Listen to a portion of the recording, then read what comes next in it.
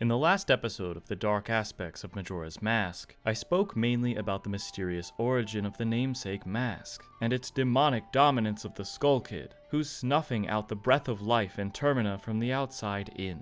Today, I'll be talking about the many ways this corrupted imp's death curse has already sowed its seeds across the ill-fated land, and how that land's people fare in the blanketing shadow of an ineluctable falling moon. But before that, I want to first discuss the dark aspects of life, because I'm selling out, baby! This episode of Thane Gaming is sponsored by Vapor95, a vaporwave and aesthetic clothing company based in LA, with collections based on nostalgic 90s internet and retro video games. Their online store sells giant CD mirrors, Dreamcast face masks, AOL hoodies, and Internet Explorer pins. I was able to pick up a couple of sweatshirts for my wife and I based on classic Nintendo systems and Studio Ghibli. If you're interested in custom modded backlit OG Game Boys, or space-themed neon signs, you can use a special link in the video description that will auto-apply a 15% off discount code when you check out. With all that said, let's get back to the show.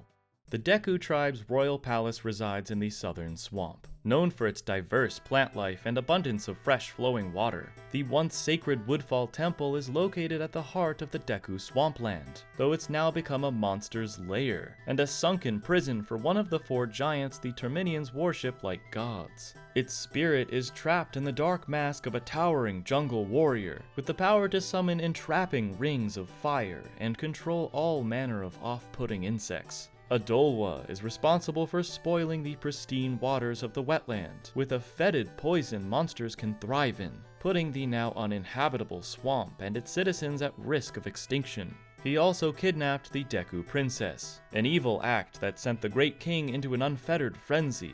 Now consumed with rage, he groundlessly blames an innocent monkey his daughter befriended, and threatens to punish the poor thing without a trial as he's helplessly tied up in a cage. Link can visit the royal chamber in his Deku form and watch as the kingdom collectively prepares for the monkey's undeserved punishment.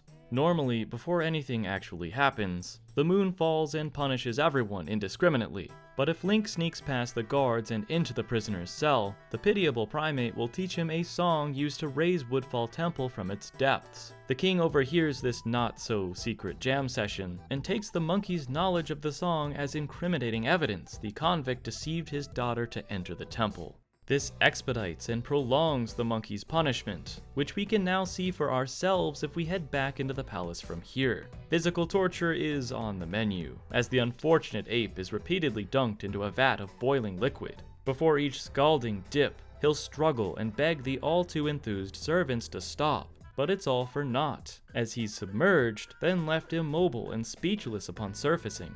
The king dances to celebrate this wrongful vengeance while the butler desperately pleads with him to calm down and for the great lords to save them all.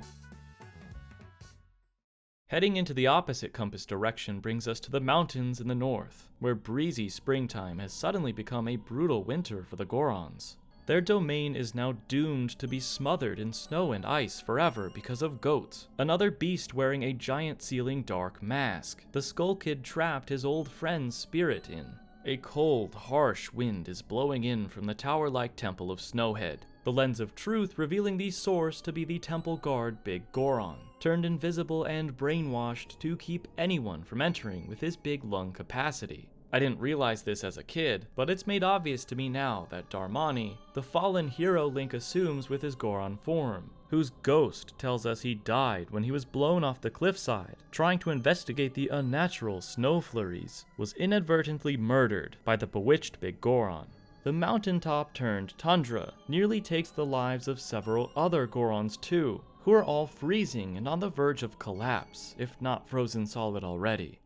The western ocean the Zora clan call home is becoming inhospitable to fish due to rising water temperatures, which means trouble for the local fishermen, but especially for the Zora, as their main food source is dwindling. The Skull Kid has also provoked the neighboring Gerudo pirates, telling them that Lulu's eggs are the key to entering Great Bay Temple, where untold treasures wait to be plundered. Their avarice motivates them to pillage Zora Hall and steal the eggs, which shocks Lulu into a catatonic-like state and results in Mikau, who's stated to be her lover by the Hyrule Encyclopedia, venturing out to take her, and what's implied to be his, unborn children back. However, his courageous quest prematurely ends at the hands of these thieves, who leave him fatally wounded, floating face down near the shoreline. Link watches as Mikau gives his final breath and fades to dust, leaving behind another transformation mask, so that the regrets of this Zoran hero who died before his time can be fulfilled. Baby! Speaking of ghosts, the haunted eastern canyons of Ikana and its blood-drenched history don't support many life forms besides monsters. But that doesn't stop a supernatural researcher and his timid daughter from living in the spectral wasteland. The father's curiosity turns to negligence when he falls under a jinxed well's spell after recklessly exploring it, and transforms into a hideously half-mummified creature that can only stagger around and moan in agony until Link heals his human heart.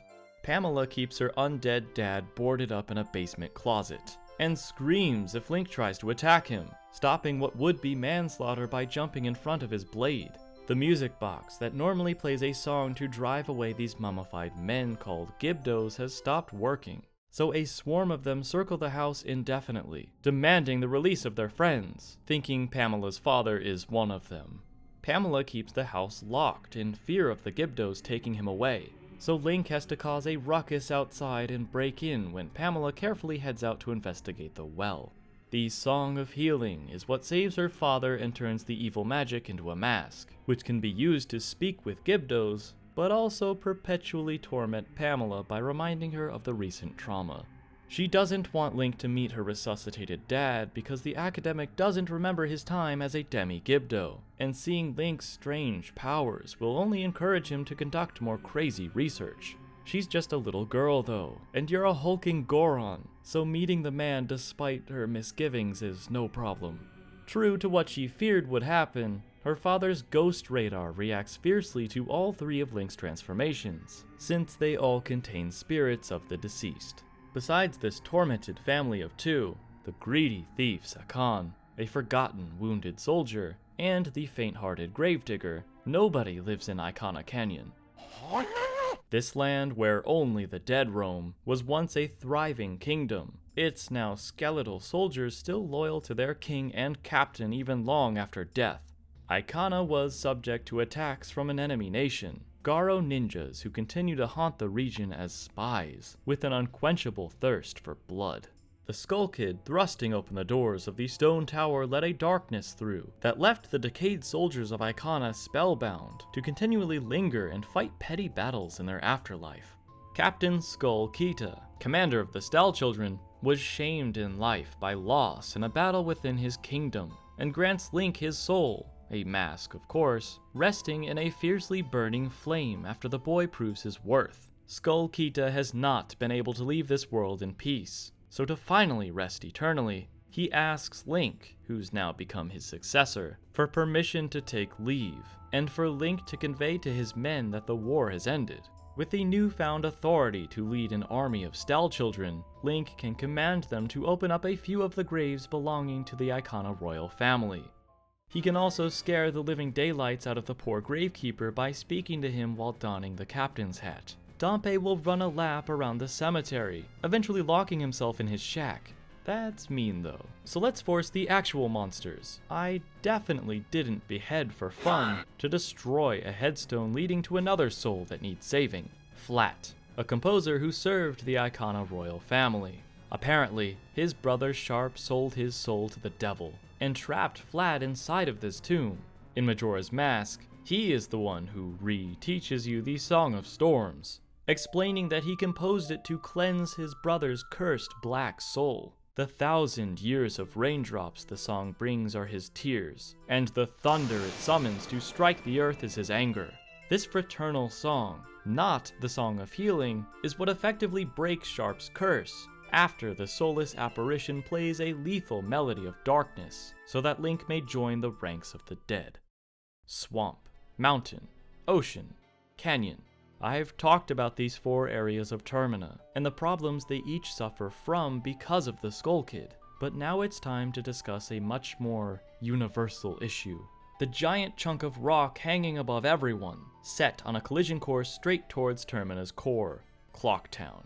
And it is such a brilliant plot device for character building, because every single person has a different reaction to this crisis. Most of the carpenter crew, preparing for the annual Carnival of Time, ignore the mass panic and refuse to believe it truly will crush them all, with their leader stubbornly staying, after his subordinates flee to stare down the moon in its glowing red eyes until it kills him. The town's gate guards, honorably yet reluctantly, stand by. An order from the mayor their captain nearly breaks down accepting. They know what's coming, but the guards cannot leave their posts, and must come to terms with their untimely deaths. Much like the postman, who so desperately wants to take refuge, but will not leave until he's given the blessing, these diligent service workers stand with their hands over their hearts, waiting for a higher power to save them. They also have to watch with pain in their hearts, as children continue to play in the streets because they have no idea what's going on. The Master Swordsman of West Clocktown boasts about being able to cut the falling moon up into pieces, assuring Link that no one should worry as long as he's in town. The Swordsman's School is normally open 24 hours a day, but in the final hours of the final day, he'll kick Link out so that he can unite his spirit to cut the moon. The door isn't locked though, so turning around and heading back inside reveals a signpost in place of the warrior, explaining that he'll be on vacation for a short while and to not look for him.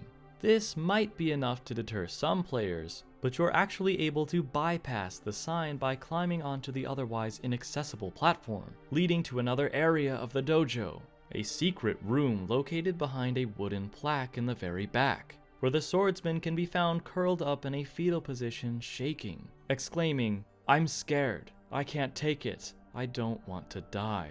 That's terrifyingly real. But then you have folks like the more collected Mr. Barton, the sort of fellow who'll stay at his business through thick and thin, standing at his counter like always to serve the milk bar's specialty, Chateau Ramani, for what he calls the final moon viewing. That's important to remember for later, because in the next episode of Dark Aspects of Majora's Mask, I'll be delving into why that particular drink is so special, where it comes from, and what disturbing secrets prevent its safe delivery. I'll see you all then.